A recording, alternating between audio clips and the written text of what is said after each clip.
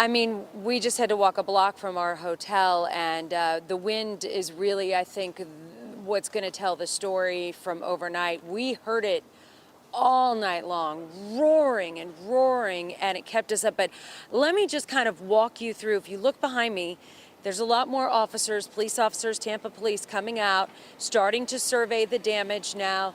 And they've been coming down the street. They were stopped right there. That's the Crest building. And I don't know if you can see all the debris. It looks like part of the bricks or part of the wall actually came down into the street there.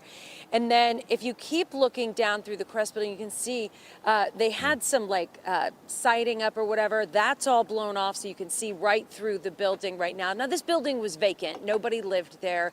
That, of course, the good news, but it's certainly causing some damage. The officers were out this morning trying to push some of that debris out of the street. And then look at this right here. Mike, how long is This held a big street sign that is now over here in the street. So the street sign was literally knocked right off of its post and broken off and is sitting right there.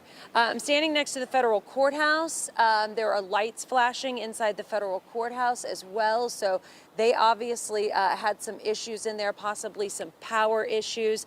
And you can see sporadic power outages downtown. Now, when I was up high and kind of looking out, you can see, north of Cass Street, our hotel is on the corner. It does not appear that it lost power.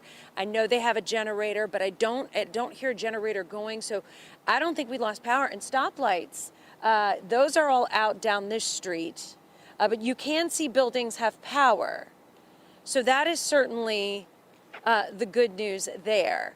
But there's a lot of buildings downtown that do not have power. I know when I was kind of looking north of Cass Street as you kind of head toward 275 on Florida, that's where you start to see a whole section of downtown just without power. The Encore apartments area, the Encore district, all of that seems to be without power. But then there are places where you looked at, you can even see the lights still on the Truist building, and everything, looks normal when you look at the skyline and you see that, the blue lights on there. So, I mean, while some things look normal, we're just walking a block from our hotel and already seeing the scope of just an inkling of the damage that happened downtown.